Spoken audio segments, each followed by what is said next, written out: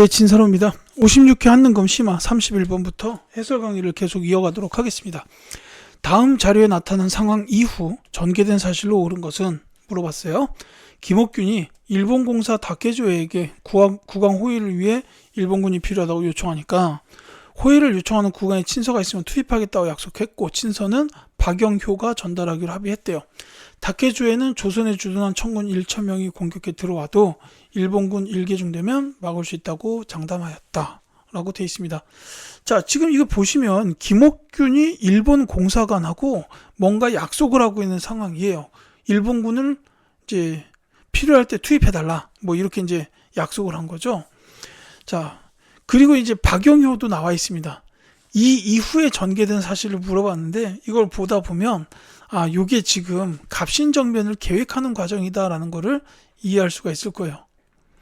왜냐하면 이 갑신정변은 김옥균, 박영효 같은 급진개화파 세력들이 그 일본의 도움을 받아서 이제 정변을 일으키려고 했던 거다라고 보시면 되잖아요.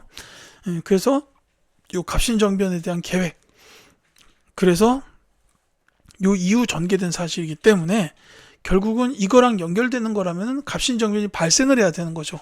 그게 바로 5번입니다. 이제 다만 다른 선지들은 전부 다 이제 갑신정변 이전에 이를 거예요. 그러니까 시기상으로 가장 후대의 거를 찾아줘도 정답이 나올 수 있습니다. 볼게요. 자, 별기군이 창설되었다. 이건 이제 통리기무하문이 설치된 후에 이제 거기서 추진된 개화 정책의 일환이죠. 이제 갑신정변 이전입니다. 김기수가 수신사로 일본에 파견되었다. 저 김기수는 1차 수신사예요. 아까 이제 김홍집 나왔을 때 제가 2차 수신사라고 말씀을 드렸죠. 자, 일본 군함 운요호가 영종도를 공격하였다. 이건 이제 운요호 사건이잖아요. 그러니까 강화도 조약 전입니다. 그 다음에 이만손이 주도하여 영남 만인서를 올렸다. 아까 조선 책량 말씀드리면서 드렸는데 이 조선 책량 유포에 반발을 한 거예요. 조선 책량 유포 반발. 그러니까는 정확히 말하면 미국과의 수교 반대예요.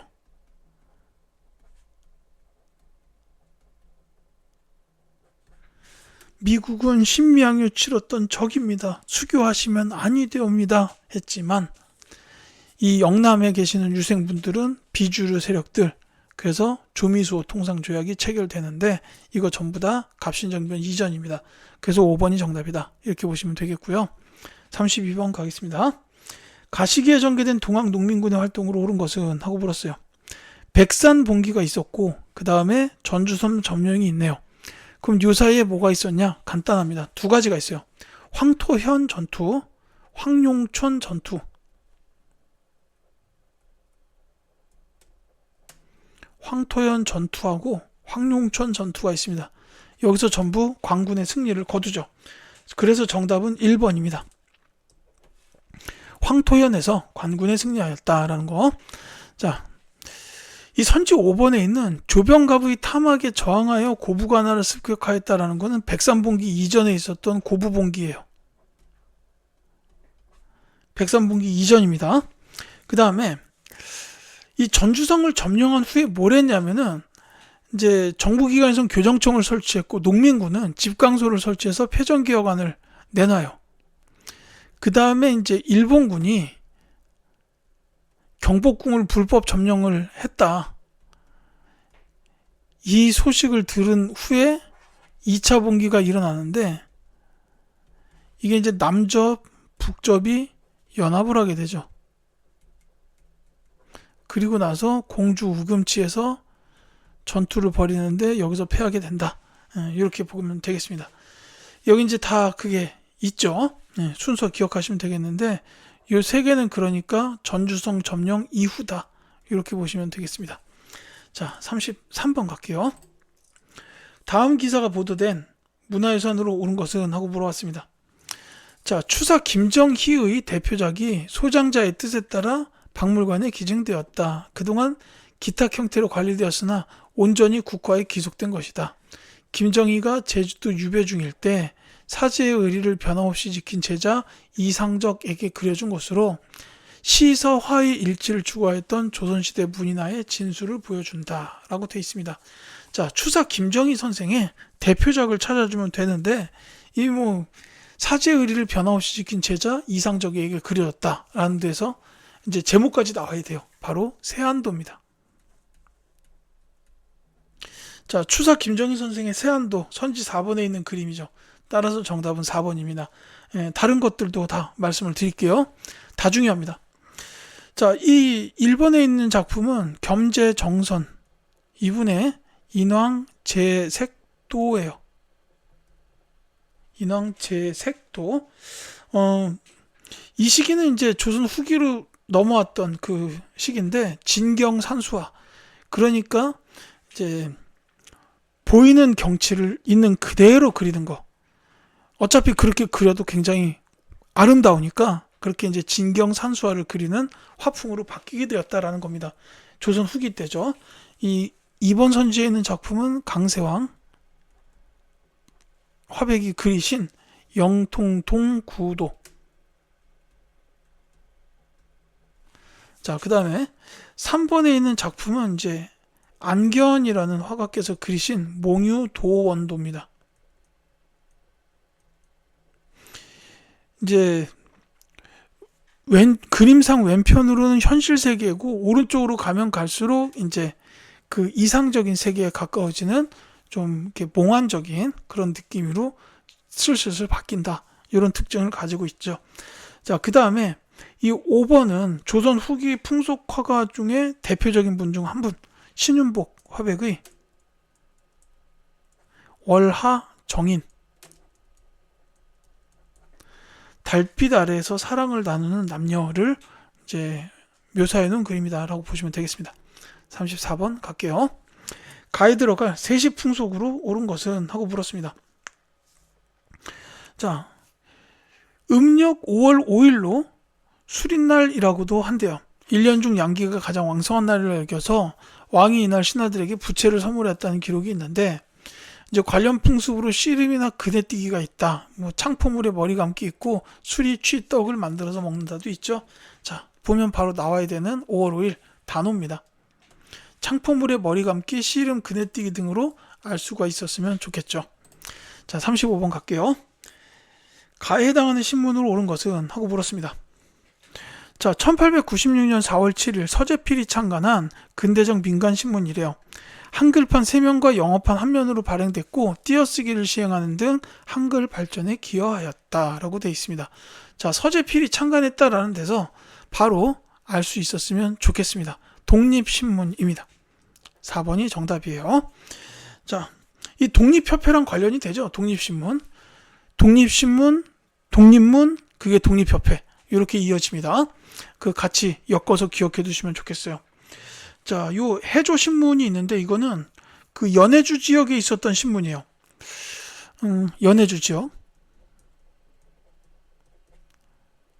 연해주 지역에 있었던 신문이고, 이 제국신문은 그 요 독립신문보다 좀 더 뒤에 그 창간이 됩니다.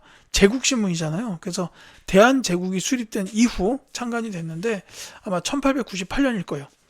그 다음에 이 한송순보는 1883년. 이게 이제 우리나라 최초의 신문이죠. 그리고 방문국에서 발행했다. 방문국. 같이 기억해 두십시오.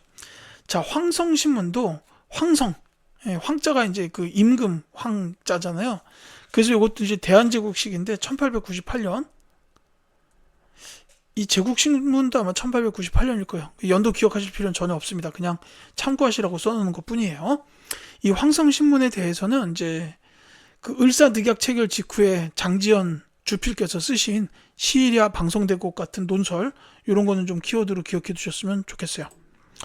자, 36번부터 가야죠. 죄송합니다. 36번 갈게요. 다음 대화 이후에 전개된 사실로 옳은 것은 하고 물었습니다. 자, 며칠 전 폐하께서 황구단에 나아가 황제로 즉위하셨다는 소식을 들었는가? 들었네. 어제는 국호를 대한으로 선포하셨다고 하더군. 자, 이건 그러니까 대한 제국 수립되는 과정을 이야기하고 있죠. 자, 대한 제국 수립 그 이후에 전개된 사실로 옳은 것은 하고 물었습니다. 뭐 이거는 쭉 보시면 어렵지 않을 겁니다. 선지 5번에 있죠. 양전 사업이 실시되어 지기가 발급되었다. 이거는 이제 광무기역이잖아요. 그러니까 고종이 대한제국을 수립하고 이제 주도적으로 실행했던 개혁, 이게 이제 광무개혁이죠. 예, 양전 사업과 지게 발급이 광무개혁의 대표적 키워드다. 이렇게 알아두시면 되겠습니다. 자, 전환국이 설치되었다. 이건 이제 1880년대요. 자, 그 다음에 이 전환국이 그거죠. 그 화폐를 발행하는 곳. 그 다음에 해상공국이 설립되었다. 요거는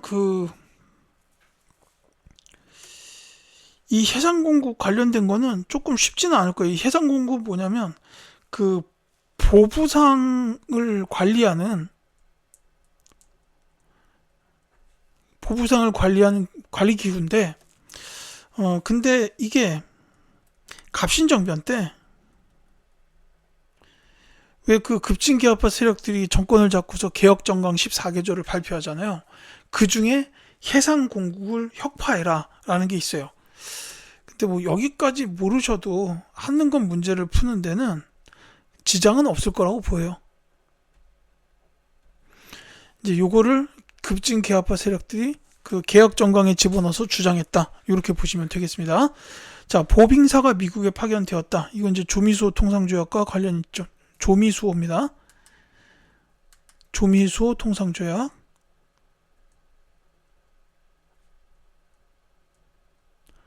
이 조약이 체결된 이후에 이제 미국을 방문한 외교사절단을 보빙사라고 부르죠. 자, 조청상민 수륙무역 장정이 체결되었다. 이건 이제 이모군란과 관련이 있죠.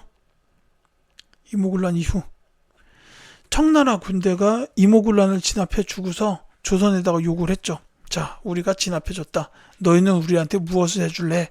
라고 영수증을 내민 겁니다. 그게 조청상민 수륙무역 장정이죠. 자, 37번 갈게요. 자, 가인물에 대한 설명으로 옳은 것은, 자, 이곳은 최근 다시 개관한 하얼빈의 가 기념관입니다. 가 동상위의 시계는 9시 30분에 멈춰 있습니다.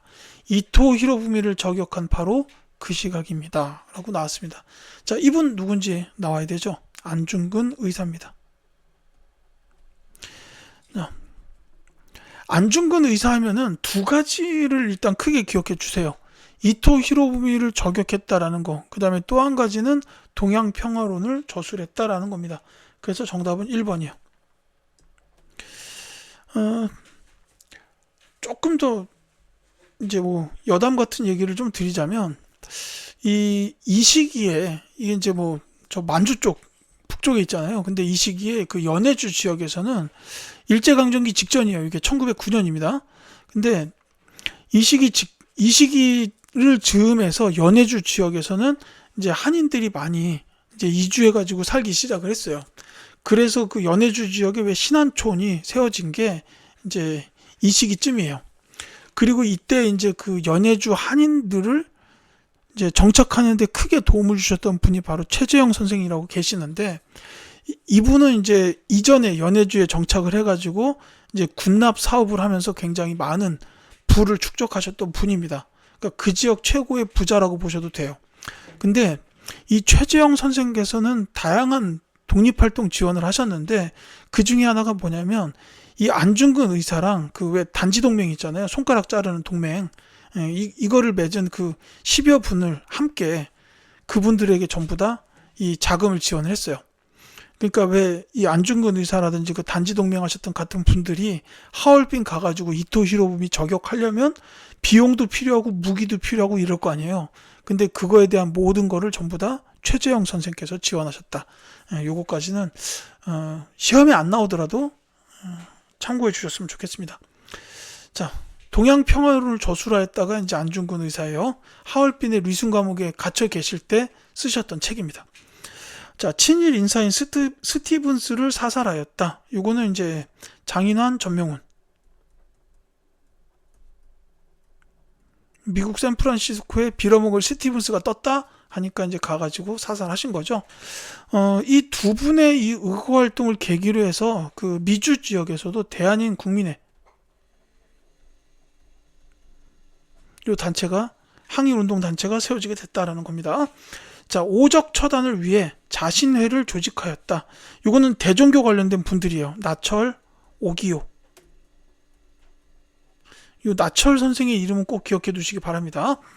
명동 성당 앞에서 이완용을 습격하였다. 이건 이제 이재명 의사예요.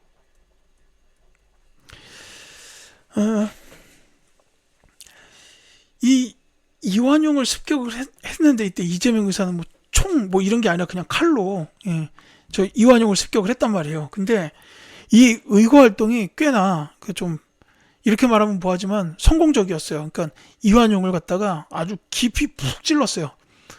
그래서 이제 거의 죽을 정도의 상처를 입었습니다. 그런데요, 이 이완용이 죽질 않습니다. 이때 이제 우리나라 최초의 흉부외과 수술이 이루어져요. 그래서 이 수술을 통해서 이완용이 살아납니다. 그러니까 우리나라 1호 흉부외과 수술대에 올랐던 환자가 이완용인데 수술이 성공하는 바람에 살았어요. 참, 이재명 의사가 그렇게 이제 힘껏 노력하셨는데, 와, 진짜, 좀, 그 얘기를 처음 알고서는 좀 아쉽다? 뭐 이런 생각을 좀 했었죠. 자, 동양척식 주식회사에 폭탄을 투척하였다. 의열단의 한 분이신 나석주 의사입니다. 이렇게 이제 뭐, 암기까지 할 필요는 없겠지만 나올 때마다 저도 계속 읊으면서 기억하고 또 기억하고 이렇게 하는 겁니다. 38번 갈게요. 가단체에 대한 설명으로 옳은 것을 보기 위해서 고른 것은, 자, 평양에 있던 대성학교의 교직원과 학생들을 촬영한 사진, 안창호, 양기탁 등이 조직한 가가 설립하였다라는 데서 바로 나와야죠. 신민회입니다. 대성학교, 오산학교도 있고요. 안창호, 양기탁 선생 하면 신민회. 이렇게 알아두셔야 되겠죠. 신민회에 대한 설명으로 옳은 것을 찾아라 라고 했습니다. 자, 바로 다 나오네요. 태극서관을 운영하였다. 신민회 맞습니다. 학교로서는 오산학교와 대성학교, 그 다음에 이제 뭐 태극서관은 계몽서적을 보급하기 위해 세운 기관이죠. 그 다음에 자기회사 있었고, 그리고 이제 신흥 강습소도 세웠어요. 그 다음에 백오인 사건으로 와야 되었다도 맞아요. 일제가 조작한 이 사건에 의해서 여기에 신민회 회원들이 대거 연루되면서 이제 조직이 완전히 와야됐다라는 요 두 가지가 옳습니다. 이륙양행에 교통국을 설치하였다. 요거는 이제 대한민국 임시정부.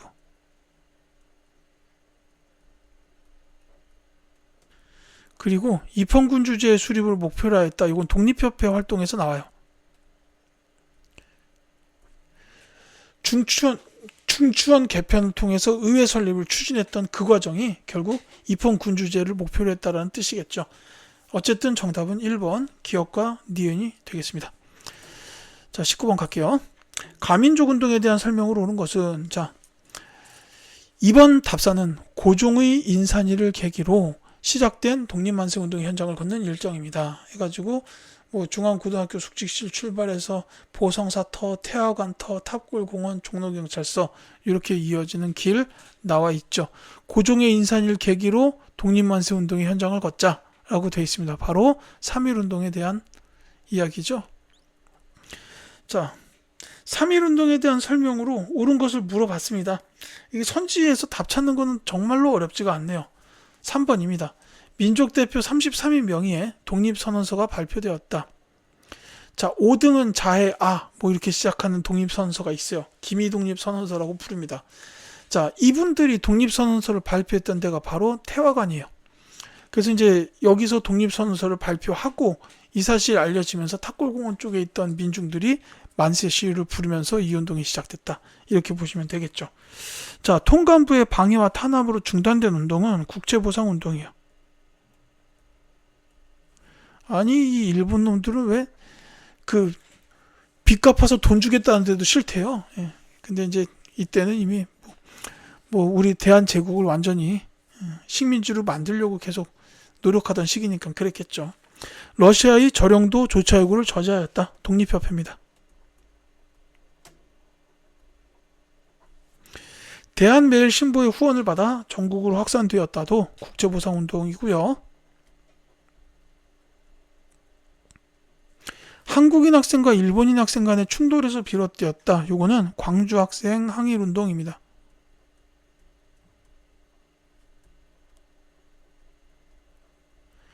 이 운동에는 이제 신간회에서 조사관을 파견해 가지고 이제 전국으로 확산되게끔 지원하죠. 자, 40번 볼게요. 가에서 다 학생들이 발표한 내용을 일어난 순서대로 옳게 나열한 것은 하고 물었습니다. 자, 가에 보시니까 참의부, 정의부, 시민부 등 3부가 성립되었다 돼 있고, 나에서는 대한독립군 등이 봉오동으로 일본군을 유인하여 크게 무찔렀다라고 돼 있고요. 다에 보니까 북로군정서 등이 청산리 일대에서 일본군의 대승을 거두었다라고 나왔어요. 자, 이거 그냥 이 시기의 흐름을 좀 말씀을 드릴게요. 이제 맨 처음이 봉오동 전투입니다. 봉오동 전투.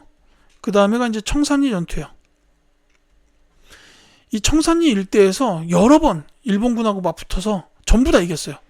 대승을 거둔 게 맞습니다. 그리고 이제 이렇게 돼버리니까 일제가 열이 받았어요. 그래서 간도참변.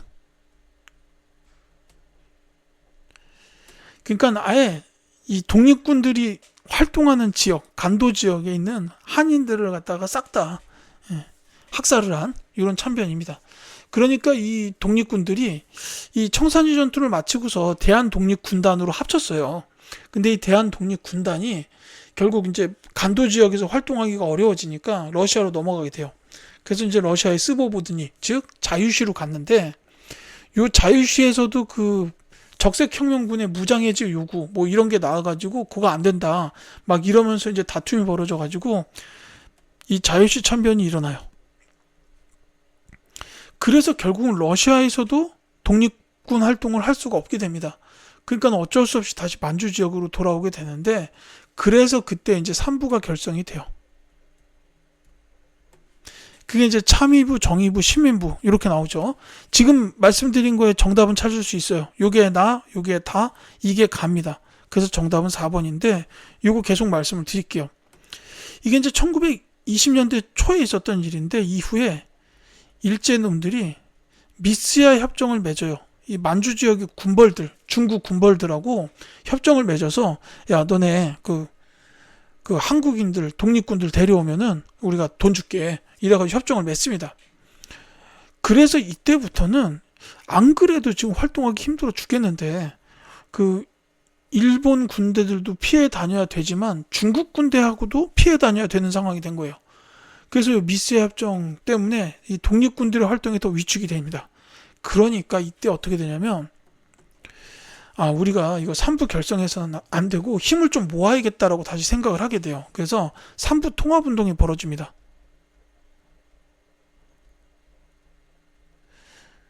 그래서 이 3부 통합운동이 벌어지는데, 이게 이제 뭐 북만주, 남만주 이게 지역이 좀 멀리 떨어져 있잖아요. 그래서 이런 특징 때문에 3부가 완전히 하나로 통합되지는 못하고 대신에 둘로만 이렇게 정리가 돼요. 그게 혁신의회와 국민부, 이렇게 이제 그 두 개로 정리가 됩니다. 그래서 혁신의회가 북만주 지역, 국민부가 남만주 지역에 이제 이렇게 있게 되고, 이 혁신의회에서는 나중에 그 한국 독립당을 창당하고 거기 산하에 한국 독립군이 만들어져요. 그래서 그 한국 독립군은 이제 1930년대로 넘어가면서 쌍성보 대전자령 전투에서 승리. 그 다음에 남만주 지역에 있던 국민부는 나중에 조선혁명당을 창설하고 조선혁명군이 만들어져요. 그래서 그 조선혁명군이 영릉가 전투와 흥경성 전투 이렇게 이제 계속 그 항일 투쟁 활동을 하게 되죠. 이때는 이제 그 중국과 연합도 이제 하게 됩니다. 일본이 뭐 만주사변 일으키면서 중국하고 이제 대립하게 되는 그 시기가 되는 거죠.